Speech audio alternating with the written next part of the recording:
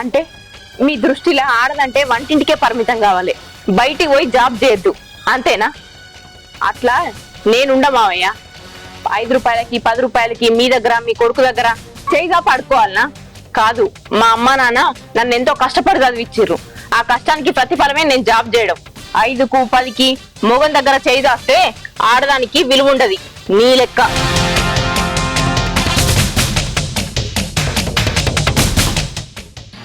Hello, ఏం చేస్తుర్రా? Okay, నేను ready అన్నా, పోదాం ఇక. సరే సరే, సరే మరి. ఏమండి, ఏంది రెడీ అయినావు? ఇవాళ నుంచి పిల్లలకి ఎగ్జామ్స్ స్టార్ట్ అవుతున్నాయి. నేను స్కూల్కి వెళ్తున్నా. బాపు గురించి తెలుసు కదా, అయినా స్కూల్ పోతా అంటున్నావు నువ్వు? తెలుసు, కానీ నేను అక్కడ పోకపోతే పిల్లలకి ఇబ్బంది అవుతుంది. అందుకే ఖచ్చితంగా పోవాలి. నువ్వు పోతా అంటున్నావు సరే, గానీ బాపు వస్తే నేనేం సమాధానం చెప్పాలి? అందుకే మామయ్య ఇంట్లో లేని విషయం నేను స్కూల్కి పోతున్నా. ఆయన నచ్చి అడిగితే మీరేమన్నా సమాధానం చెప్పుకోర్రి, నాకు సంబంధం లేదు. నేను ఖచ్చితంగా స్కూల్కి పోవాలి అంతే. అంటే నేను చెప్పిన మాట వినవు? అరే, ప్రతిదానికి మీరు చెప్పిందే ఇంటినే కదా. ఈ విషయాల్లో నన్ను ఎందుకు అర్థం చేసుకోరు? అక్కడ పిల్లలకి ఎగ్జామ్స్ జరుగుతున్నాయి, నేను పోవాలి అంతే. నేను పోతున్నా. అంటే నేనంటే లెక్కలేదు, మా బాపు అంటే లెక్కలేదు, అంత నీ ఇష్టమేనా? మా బాపు వస్తే పొల్లు తిడతాడు, ఆయనకి ఏం సమాధానం చెప్పాలి నేను? ఆ రోజు ఇంట్లో జరిగిన లొల్లి గురించి తెలుసుగా నీకు? నువ్వు జాబ్ పోనని చెప్పినావు, నువ్వు ఇప్పుడు రెడీ మళ్ళీ జాబ్ పోతున్నావు, మన ఆయనకి ఏం సమాధానం చెప్పాలి? నువ్వు జాబ్లో ఏం లేదు ఇంటున్నాడు. ఆ రోజు అంటే లొల్లి పెద్ద చేసుడు ఇష్టం లేక నా అవసరం స్కూల్లో లేదు కాబట్టి సైలెంట్ ఊకున్నా. కానీ ఇప్పుడు పిల్లలకి ఎగ్జామ్స్ జరుగుతున్నాయి, ఖచ్చితంగా నేను స్కూల్ పోవాలి. మా అమ్మ నాన్న నన్ను కష్టపడి చదివిపించింది నేను ఒక పేరుకు రావాలని, నా కాళ్ళ మీద నేను నిలబడాలని. నా అదృష్టం మంచి ఉండి నాకు గవర్నమెంట్ జాబ్ వచ్చింది. వాళ్ళు చదివిపించిన చదువుకు నేను న్యాయం చేయొద్దా? న్యాయం చేయాలంటే ఆ టీచర్ జాబ్ నేను ఖచ్చితంగా చేయాలి. ఎవరో ఏదో చెప్పిరని నేను జాబ్ మానేయ్యా. ఖచ్చితంగా నేను స్కూల్ పోతా, నా జాబ్ నేను చేసుకుంటా. ఇంట్లో ఏం సమాధానం చెప్పుకుంటావో నన్ను వేసుకున్నందుకు నువ్వే చెప్పుకో. పోతున్నా.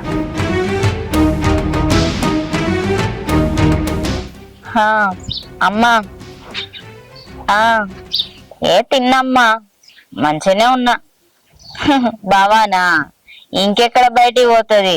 మామ గట్టిగానే వార్నింగ్ ఇచ్చిండు కదా, నౌకరీ చేయొద్దని. ఇంట్లోనే పడున్నది. ఇక అది అనుకున్నది ఏం జరగదమ్మా.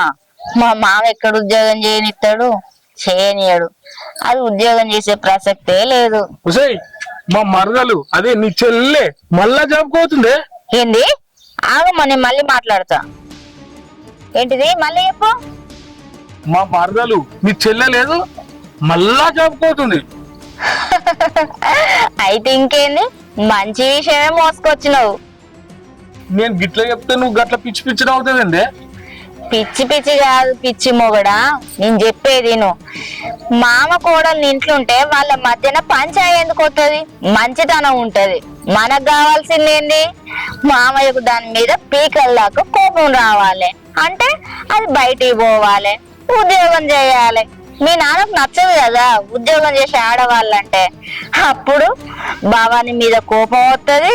ఇంటికి వచ్చే వరకు ఇంత మసాలా రుద్దుతా కదా మీ నాన్న కోపం ఎక్కువ పెంచడానికి. ఖచ్చితంగా మెడలు బట్టి బయటికి నెడతాడు. ఊకే చెప్పింది చెప్తావు కానీ నువ్వు చేసింది లేదు, పీకింది లేదు. అయినా చిన్న కోడలు అంటే మీ మామకు బాగా ఇష్టం కదా, దాన్ని ఎందుకు పంపిస్తాడు? ఇప్పటికి ఎన్ని గొడవలే, ఎన్ని కథలే, ఎప్పుడన్నా అయింది అది? చిన్న కోడలంటే ప్రేమ ఉంది అనుకుంటానవా? మీ నాన్నకు అదేం లేదు. ఎందుకంటే అది చేసే పనులను బట్టి అది నౌకరీ చేస్తా అని అడిగినప్పుడల్లా పీకల్లాకు కోపం వస్తుంది. ఏందంటే కొత్త కోడలు కదా, కాస్త మందుల నుంచి వదిలేసిండు. అదే ఇప్పుడు వద్దని చెప్పిన పని చేస్తే ఎంత కోపం వస్తుంది. అదే నౌకరీ చేయడం ఇష్టం లేదని ఎంత ఖచ్చితంగా చెప్పిండు. ఆ మాటకు అది ఎట్లాగో వినకుండా బయట అడుగు పెట్టింది. దాని ఇష్టానుసారం ఉద్యోగం చేస్తానని చెప్తే ఎట్లా ఊకుంటాడు? ఖచ్చితంగా ఒప్పుకోడు. ఎట్లనైనా పెద్ద గొడవ అవుతుంది, రచ్చ రచ్చ చేస్తాడు. నాకు తెలుసు మీ నాన్న గురించి. ఏం అర్థం చేసుకున్నావు నువ్వు? మా నాన్న ఏమన్నాడు, 4 మాటలు అంటాడు, వదిలేస్తాడని నువ్వు అనుకుంటాను. లేదు, దాని విషయంలో నాకు బాగా తెలుసు. అది ఉద్యోగం చేయాలన్న ఆశ అక్కడికే ఆగిపోవాలి. నాకు డౌటే, నువ్వు ఇంత చెప్తున్నావు గానీ అది జరుగుతుంది అన్న నమ్మకం అస్సలే లేదు. ఏహే ఒక అపశకున పక్షి. ఓ నల్ల మొఖం నా మొగడా, ఇప్పుడు నేను చెప్పినట్టు జరుగుతుంది ఖచ్చితంగా. నువ్వు కళ్ళు తెరిచి చూడు. అది చూద్దాంలే. సార్ మీరు మొన్న అన్నలేండి, ఈరోజు చూపెడతారు నాకు. ఈరోజు ఇంపార్టెంట్ మీటింగ్ ఉంది నాకు, రేపు చూపిస్తాను మీకు. అట్లా కాదు సార్, ఈ రోజు చూపెట్టారు అనుకో, నేను అమౌంట్ రెడీ చేసుకుని రేపు ఎల్లుండి తొందరగా రిజిస్టర్ చేసుకుంటా కదా సార్. మళ్ళీ దాని మీద పోటీకి ఎవరు వచ్చు, మళ్ళీ రేట్ పెరుగు, నాకే ఇబ్బంది కదా సార్. ఆ ల్యాండ్ కు బాగా డిమాండ్ ఉంది. అంత డబ్బులు నువ్వు పెట్టగలుగుతావా? సార్ వాళ్ళ దగ్గర మస్తు పైసలు ఉన్నాయి, వాళ్ళ కోడలు గవర్నమెంట్ జాబ్ చేస్తారు సార్. చూడండి, మీరు అన్నట్టుగా మా కోడలు జాబ్ చేయట్లేదు, ఇంట్లోనే ఉంటారు. పెద్ద కోడలు చిన్న కోడలు. ఇది నేను ఎవ్వల సొమ్ముకు ఆశపడా, నా కష్టపడ్డ సొమ్ముతో నేను ల్యాండ్ తీసుకుందాం అనుకున్నా. ఇలా కోడల విషయం ఎందుకు వస్తుంది సార్ మీకు? అదంతా ఓన్ శంకర్, ఆ ల్యాండ్ బాగా డిమాండ్ ఉంది. నీతో రైతుందా కాదా? సార్ అంత గతిలేకి ఏం లేను నేను. అమౌంట్ ఉంది కాబట్టి కొంటా అని మీ ఎంబడబడ్డా. మీరు ఆ విషయంలో ఏం టెన్షన్ తీసుకోవాల్సిన అవసరం లేదు. ఎంత అమౌంట్ అయినా ఒకటే రోజు కట్టి రిజిస్ట్రేషన్ చేసుకుంటా. మీరు టెన్షన్ పడాల్సిన అవసరం లేదు సార్. అదేంటి మేడం, ఇన్ని రోజులు లీవ్ పెట్టారు ఎందుకు? మా ఇంట్లో పరిస్థితుల వల్ల లీవ్ పెట్టాల్సి వచ్చింది సార్. ఏం పరిస్థితులండి? ఏం చెప్పమంటారండి, నేను ఈ జాబ్ చేయడం మా ఇంట్లో ఎవరికి ఇష్టం లేదు, ముఖ్యంగా మా మామయ్యకి. అందుకే లీవ్ పెట్టాల్సి వచ్చింది. జాబ్కి రిజైన్ చేయమని నన్ను ఇంట్లో ఫోర్స్ చేస్తుర్రు. ఏ జాబ్ చేయాల్సిన అవసరం లేదు, ఇంట్లోనే ఉండి ఇంట్లో పనులు చూసుకుంటే చాలు అని మాటలు మాట్లాడుతుర్రు. అందుకే మా మామయ్యకి ఎదురు చెప్పలేక ఎన్ని రోజులు లీవ్ పెట్టినా. ఇప్పుడు పిల్లలకి ఎగ్జామ్స్ ఉన్నాయి, నేను రాకపోతే నడవది. అందుకే ఎట్లనో అట్లా మా ఆయనకు నచ్చే చెప్పి స్కూల్కి వచ్చిన. నేను వచ్చిన విషయం మా మామయ్యకి తెలియదు. తెలిస్తే ఎంత పెద్ద గొడవ చేస్తాడో దాని గురించి ఆలోచిస్తున్నా. అదేంటి మేడం, మీకు ఉద్యోగం పెళ్లి కాకముందుకు వచ్చిందా, పెళ్లి తర్వాత వచ్చిందా? పెళ్ళి అయినాకనే వచ్చింది సార్.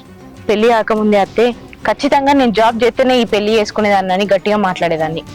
పెళ్లి తర్వాత వచ్చింది కాబట్టి ఏం మాట్లాడలేకపోతున్నా. మా మామయ్య కూడా జాబే వద్దని మాట్లాడుతుర్రు. అదేంటి మేడం, మీరు మాట్లాడుతుంటే విచిత్రంగా ఉంది. అసలు ఉద్యోగం లేక చాలా మంది ఏడుస్తుండ్రు. ఉద్యోగం ఉండి మీరు చేయనిస్తలేరు, ఆడవాళ్ళు బయటికి వెళ్ళొద్దు, మీరు ఉద్యోగం చేయొద్దు అని చెప్పేసి మాటలు ఇక్కడ వినలేదు. విచిత్రంగా ఉంది మేడం. ఎందుకంటే మా మామయ్య ఉద్దేశంలో ఆడవాళ్ళు బయటికి పోయి జాబ్ చేసి సంపాదించడం ఇష్టం లేదు. ఆడవాళ్ళు అన్నప్పుడు ఇంటి పట్టునే ఉండాలి, ఇంటి అవసరాలే చూసుకోవాలి అనేది మా మామయ్య సిద్ధాంతం. ఇల్లు సంసారం అంతా మొగల సంపాదన నేను నడవాలని ఆలోచిస్తాడు. ఆడవాళ్ళు బయటికి పోయి ఉద్యోగం చేసుడు మా మామయ్యకి అస్సలు నచ్చది. అగో బెల్లి కూడా కొట్టినట్టున్నారు. మనం వెళ్దాం పదండి. సరే మేడం, నేను డ్రాప్ చేయనా మరి? సరే అండి. సరే మేడం, రండి.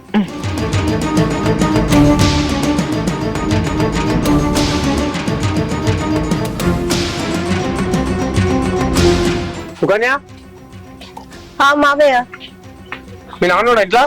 లేడు మామయ్య, ఊరికి పోయిండు. ఓహో, ఊరికి పోయిందా? ఆ ఊర్లో కూడా చెప్పుకుంటూ తిరగచ్చు. నా బిడ్డ సంపాదన బతురు మయ్యప్పుడు వాళ్ళు ఏం పని చేయరు, నా బిడ్డ లేకపోతే వాళ్ళకి జీవితాలు లేవు అనే టైప్లో చెప్పుకుంటూ తిరుగుతుండు. ఊళ్ళో కూడా నాకు ముఖం లేకుండా చెప్తుండు. ఇంకో విషయం తెలుసా, మీ అక్క జాబ్ బంద్ చేసి కూడా 25 రోజులు అవుతుంది. మీ అక్క సంపాదన మాకు అవసరం లేదు, మీ నాయన వచ్చినాక చెప్పు. మావయ్య ఎందుకంత కోపడుతున్నావు? నాన్న రాని, నాన్న చిన్నక నేను నచ్చ చెప్తా. నువ్వే నచ్చ చెప్తావు. ఊళ్ళో నాకు ఇచ్చేది లేకుండా చెప్తున్నావు మీ నాన్న. ఇవాళ ఉంటేనేమో అటు ఇటు తెలుసుకుందామని వచ్చిన. మావయ్య వీళ్ళు చెప్పిన మాటలు విని మా అక్కకు జాబ్ లేకుండా చేసిర్రు. ఇంటికాడ కూర్చుని పెడితే ఏమొస్తుంది? అది చదువుకున్న చదువుకు ఇంటికాడ కూర్చుడు కరెక్టేనా? మీరు ఇట్లా చేసుడు కూడా కరెక్ట్ కాదు మావయ్య. గదంతా మాట్లాడకు నువ్వు, నీకు తెలియదు. ఈ విషయం మీ నాన్న వచ్చినాక మాత్రమే చెప్పు, నేను పోతున్నా. వీళ్ళు ఇలాంటి వాళ్ళని తెలిస్తే మా అక్క నుంచి పెళ్లి చేసే వాళ్ళమే కాదు, అనవసరంగా దాని జీవితం ఆగమైంది.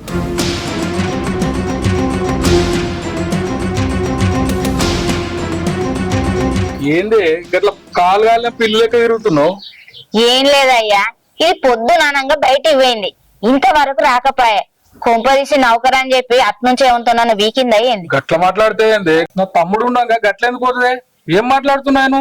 అబ్బో నీ తమ్ముడు ఉన్నా లేనట్టే, ఏమైనా నోట్లో బెల్లం గట్ట పెట్టుకున్నట్టు ఏమన్నా మాట్లాడతాడా? అయినా గట్టిగా మాట్లాడితే అది ఇంట్లో కాలు బయట పెట్టినా నౌకరికి పోవునా, తమ్ముడున్నాడు అని చెప్తాను. ఇప్పుడు నువ్వు చెప్పింది నిజమంటావా? నిజంగానే పోయిందంట. మరి లేకపోతే గింత లేట్ అయినా అది ఎందుకు వస్తలేదు ఇంటికి? మామయ్య రాకముందుకే అది వస్తుంది అనుకున్నా, అది వస్తలేదు. అయితే ముందే మామయ్య రావాలి, అది ఇంట్లో లేదని తేలిపోతుంది. అప్పుడు అప్పుడు కథ మంచిగా ఉంటది. దాని సంగతి ఇప్పుడు అర్థమైతుంది. అది ఎట్లా నన్ను కించపరిచి మాట్లాడిందో అంతకంత రివెంజ్ తీసుకుంటా నేను. అగో నిన్నే కించపరిచి మాట్లాడింది. నేను అనుకున్నంత తెలియదక్కువ ఏం కాదు. 15 రోజులు ఇంట్లోనే ఉంది కదా, అప్పుడు అర్థమైంది వామ్మో ఇది తక్కువది కాదని. ఇప్పుడు మా వస్తాడు కదా, ఇక అర్థమైతుంది దాని కథ ఏందో. నువ్వు సూపరే మొగనిగా, నా సపోర్ట్ మొత్తం నీకే. నువ్వు ఏది చెప్తే అదే ఇంటా, నువ్వు ఏది చెప్తే అదే చెప్తా. హా, నాకు తెలియదు అని తెలివితేటల గురించి అబ్బో ఎందుకు మెచ్చుకుంటానో మాకు అర్థమైంది. ఏ రోటి కాడి పాట ఆ రోటి కాడనే పాడుతావు. నువ్వు మెచ్చుకోగానే నేనేం సంబరపడను. రా తిండి తిందాం. ఏందో అర్జెంట్ గా కలవమన్నాను. కడింత ల్యాండ్ తీసుకున్నాం 2 ఎకరాలు అంతా 85 లక్షలు తీసుకున్నాం. ఒక్క 20 లక్షలు తక్కువ అవుతున్నాయి. ఇంతకు ముందు కూడా అరేంజ్ చేసినాం కదా, మళ్ళీ ఇప్పుడు అరేంజ్ చేస్తామని అడిగేందుకు. అంతగానం తీసుకుంటున్నావు, ఈడ బోర్బాల కాడ తీసుకుంటువి, ఆడ బుగ్గవ కాడ తీసుకుంటువి, ఇంతగానం ఏం చెప్తున్నావు? బుగ్గవాడ కాడనేరా ఇప్పుడు తీసుకునేది 2 ఎకరాలన్నారా? ఫస్ట్ 2 ఎకరాలన్నారా, ఇప్పుడు 2 5 ఎకరాలు పెట్టు. ఈడో 2 ఎకరాలు ఉంటది, ఆడో 2 ఎకరాలు ఉంటది, చెరో 5 ఎకరాలు ఉంటది అని కొందాం అనుకుంటున్నారా? సరే ఇది కరెక్టే, నువ్వు అనేది బరాబరి. అప్పుడు పెద్ద కోడలను జాబ్ అని చెప్పిద్ది, ఇప్పుడు చిన్న కోడలను బాని చెప్పిద్ది. వాళ్ళు ఇంత జాబ్ చేస్తే నీకు ఇంత చేదోడు వాదోడు ఉండు, నీకు ఇంత తిప్పలు ఉండపోగారా? పోని పెద్దామని అప్పుడు అంటే బంద్ చేపించు, ఇప్పుడు చిన్నమని బంద్ చేపించినారా? నెలకు 80,000-90,000 రూపాయలు జీతం వచ్చు. నీకు ఎంత ఆశ ఉండు, నువ్వు వాళ్ళని వీళ్ళని అడగ అవసరం ఉండపోవురా? అరే ఈ విషయం మాత్రం నాకు చెప్పకు. నువ్వు ఎవరు ఎక్కడ ఉంచాలో అక్కడనే ఉంచుతా. నా చిన్న కోడలు జాబ్ చేసి సంపాదించని భూములను ఉంటానని ఊరంతా అంటారు. అందుకే ఆమె జాబ్ అని చెప్పించిన. నువ్వు పైసలు ఇత్తి లేకపోతలేదు, ఆ జోలి మాత్రం తీయకు నా దగ్గర. సరేరా, ఇక నాకు అవసరం ఉన్నప్పుడు నువ్వు ఇయ్యలేదా? ఇప్పుడు నేను రేపు చేస్తా, మర్చిపోకు మరి. సరేరా? ఓకే.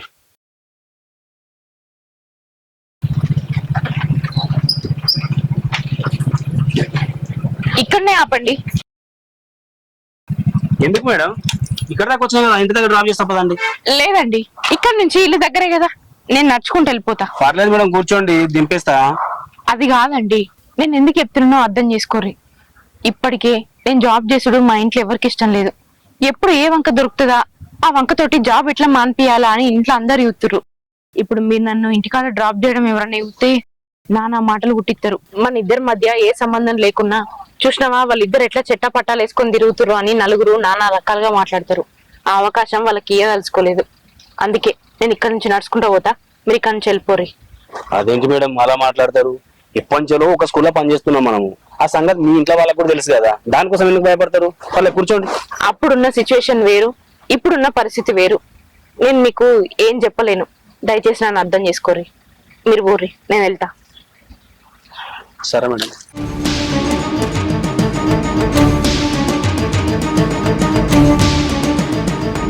మా వాళ్ళు గేట్ అన్న పురా తీయరు, ఏం చెప్తారో నాకు అర్థం కాదు.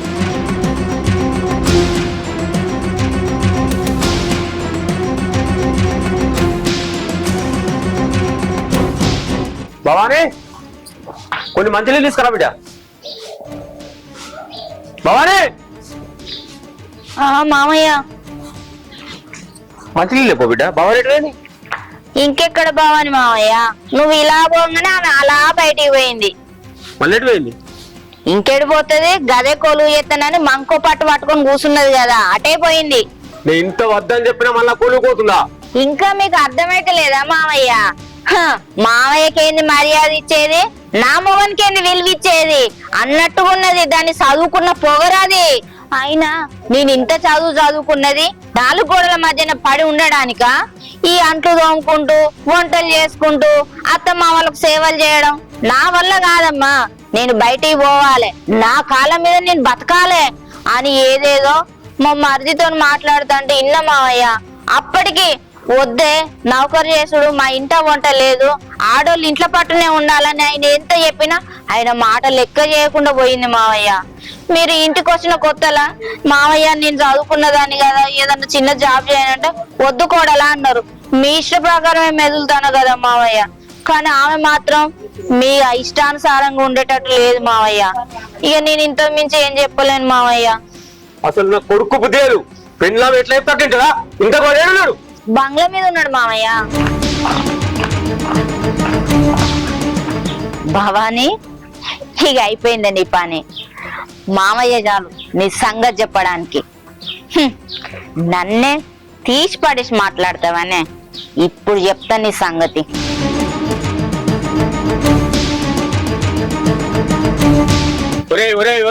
నీకేమైనా బుద్ధి ఉందారా? నువ్వేనా మనిషివేనారా? మళ్ళా కోడలు కొనుగోలు లేవు. ఏం మనిషి ఉన్నావు నువ్వు? నేను ఎంత చెప్పినా వినలే బాపు. నా మాట వినకుండా పోయింది అది. దానికి నేనేం చేయాలి చెప్పి ఇప్పుడు? నీ మాట వినకపోవడం ఏందిరా? పిల్లాన్ని అదుపులో పెట్టుకోవాలి. నువ్వేమో కనివిరా? అసలు నా కొడుకునా? బాపు నువ్వు నన్ను ఏమన్నా సరే, స్కూల్లో పిల్లలకు ఎగ్జామ్స్ ఉన్నాయంట, నేను కంపల్సరీ పోవాలని పోయింది. ఇక నేను నా మాట వినలే కాదు. కోడలు ఏదో పిల్లలకి ఎగ్జామ్స్ ఉన్నాయంటే దగ్గరుండి సాగనంపినవా? ఆడది కడప దాటి కాలు బయట పెట్టాలంటే మొగతో ఉండాలి, లేకపోతే ఇంట్లో ఉండాలి. ఇది నా పద్ధతి. నేనున్న రోజు నా పద్ధతి ప్రకారం నడవాలి. కొలువు చేసిన ఎంత ఆగం తిరుగుతారో ఏమైతే తెలియదా నీకు? ఎక్కడ ఎవరితో మాట్లాడుతూ ఏం చెప్తుంది కదా? బాపు లోకం మీద ఏం జరుగుతుందో నాకు తెలుసు. ప్రత్యేకంగా నువ్వు చెప్పే అక్కర్లేదు నాకు.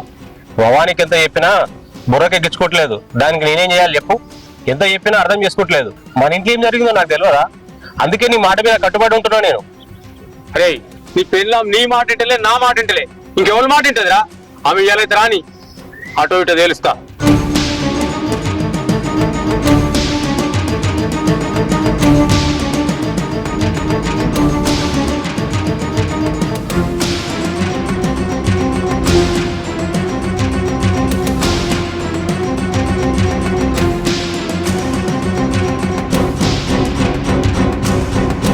ఆగు. ఎన్ని రోజులు నా మాట మీద గౌరవించి స్కూల్ పోలేదు, ఈ రోజు ఎందుకు వెళ్ళావు? అది మావయ్య, స్కూల్లో పిల్లలకి ఎగ్జామ్స్ ఉండే, అందుకే పోవాల్సి వచ్చింది. ఈ రోజు పోతే పోయినావు, రేపటి నుంచి మాత్రం వెళ్ళొద్దు. అది కాదు మావయ్య, ఈ వారం రోజులు పిల్లలకి ఎగ్జామ్స్ ఉన్నాయి. అవన్నీ నాకు చెప్పకు. నా మాట మీద ఏ మాత్రం గౌరవం, రేపటి నుంచి నువ్వు వెళ్ళొద్దు. ఇన్ని రోజులు మీ మాట మీద గౌరవంతో నేను స్కూల్ కోకుంటున్నా, కానీ మీ మాట తప్పి ఇలా స్కూల్ కి ఎందుకు పోయినో నన్ను ఒకసారి కూడా అర్థం చేసుకోరా మామయ్య? అయినా నాకు తెలియక అడుగుతా, ఎందుకు మీకు ఆడోళ్ళంటే అంత చులకనా? నా మీద ఎందుకు ఇంత కక్ష కట్టిరు? నన్ను మీ ఇంటి కోడల్ని వేసుకోగా నేను చదువుకున్నా అని తెలియదా? నేను టీచర్ జాబ్ కి ప్రిపేర్ అవుతున్నా అని మీకు తెలియదా? చదువుకున్న కోడలు అవసరం లేదనుకుంటే నన్ను మీ కొడుకిచ్చి ఎందుకు పెళ్లి చేసిరు? నన్ను చిన్నప్పటి నుంచి మా అమ్మ నాన్న ఎంతో కష్టపడి పెంచిరు. నా కాళ్ళ మీద నేను నిలబడాలని నన్ను టీచర్ని చేయాలనుకుంటారు. మా అమ్మ నాన్నల కోరికనే ఇయ్యాల నేను ఈ టీచర్ జాబ్ చేయడం. అట్లాంటిది ఎందుకు ఎందుకు నన్ను జాబ్ వద్దంటారు? అంటే మీ దృష్టిలో ఆడదంటే వంటింటికే పరిమితం కావాలి, బయటికి పోయి జాబ్ చేయొద్దు, అంతేనా? అట్లా నేనుండ మావయ్య. 5 రూపాయలకి 10 రూపాయలకి మీ దగ్గర మీ కొడుకు దగ్గర చేయిగా పడుకోవాలనా? కాదు, మా అమ్మ నాన్న నన్ను ఎంతో కష్టపడి చదివిచ్చిర్రు. ఆ కష్టానికి ప్రతిఫలమే నేను జాబ్ చేయడం. మీరెవ్వరు ఒప్పుకున్నా ఒప్పుకోకపోయినా నేను ఈ జాబ్ చేసి తీరుతా. నీకు జాబ్ ముఖ్యమా, నా కొడుకు ముఖ్యమా? నా కొడుకు ముఖ్యం అనుకుంటే ఇంట్లో ఉండు, నీకు జాబే ముఖ్యం అనుకుంటే వెళ్ళిపో.